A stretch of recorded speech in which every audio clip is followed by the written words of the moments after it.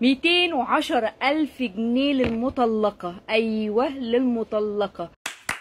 نهار سواد عليكم. اللي لسه بيفكروا يتطلقوا واللي عايزين يتطلقوا يجمعوا هنا. ايه ده؟ في ايه؟ انت متطلقة؟ بفكر. طب اخلصي. المطلقة النهاردة طبقا لقانون الأحوال الشخصية الجديد يا جماعة، تمام، طبقا للمادة 18 مقرر من قانون الأحوال الشخصية 210,000 للست المطلقة. يعني الراجل مننا يجيب شقة ويوضبها وذهب وفرح، وبعد ما يجي يطلق في قايمة وكمان الدولة تكرمهم وتديهم فلوس. طب واحنا يا جدعان احنا دولة، احنا كشباب ما احنا مظلومين. والله حرام، والله حرام بجد يعني. عملت مفجرة سداح مداح لازم تدفع. طب قولي دلوقتي اللي قعدت مع جوزها قد ايه؟ 15 سنة. اللي قعدت مع جوزها 15 سنة واتطلقت رسمي بعقد رسمي قانوني، تمام، ليها مكافأة 210,000. انا بقالي 17 سنة متجوزة وعايزة اتطلق دلوقتي حالا ومش هستنى يوم كمان. لا ده انت عز الطلب قوي، بس نتفق بس الاول. هتديني كام من 210؟ 30,000. لا ده انا رايح ابيع تاني احسن. 40 وخلصنا. اذا كان كده ماشي، اتفضلي قدامي.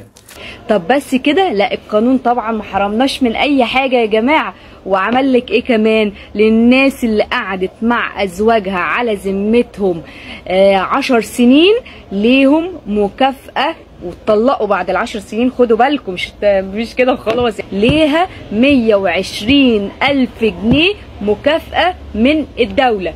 وانت كمان بالك قد ايه؟ 9 سنين ونص. وعايزه ايه ان شاء الله؟ عايزة اتطلق. يعني جت على ال6 شهور دي تستحملي ال6 شهور؟ ده بيضربني جامد يا ست كله بتمنه. يعني طلع لي مصلحة حلوة؟ وغاشة. اذا كان كده ماشي. القانون يسكت لحد كده؟ لا طبعا، القانون عمل كمان للناس اللي هتتطلق بعد 5 سنين من الزواج ليها كام؟ 36,000 جنيه مكافأة من الدولة. انت بالك قد ايه متجوزة؟ 2 سنين. طب وعايزه ايه بقى بعد السنتين دول؟ هل لو انا اتطلقت هي فلوس؟ بعد السنتين وعايزه فلوس؟ ما اشوفش وشك غير لما تكملي 5 سنين. اللي خلعت ملهاش حاجة. بس هقول طب لك، في ايه تاني؟ هل لو انا خلعته هاخد فلوس؟ لا في الحالة دي هتاخدي على دماغك. ده غير طبعا نفقة العدة ونفقة المتعة ونفقة الحضانة وعدي بقى ليكي وللصبح.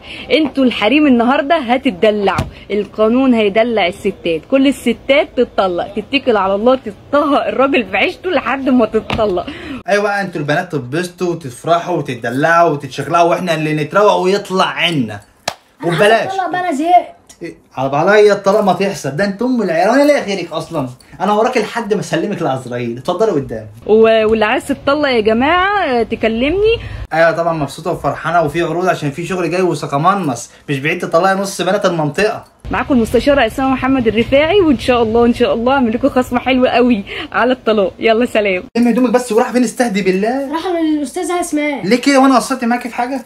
لا ده عامله عروض حلوه. يعني ايه عروض حلوه؟ يعني كله طلاق يا حبيبتي، بس انا يعني بقيمك عادي. لا ما انت غالي. خد هقول لك. طب استني بس، لو وصلت لحد هنا اخبط بقى لايك ودوس متابعه للصفحه عشان نوصل ل 50,000 ويبقى احلى مسا عليكم.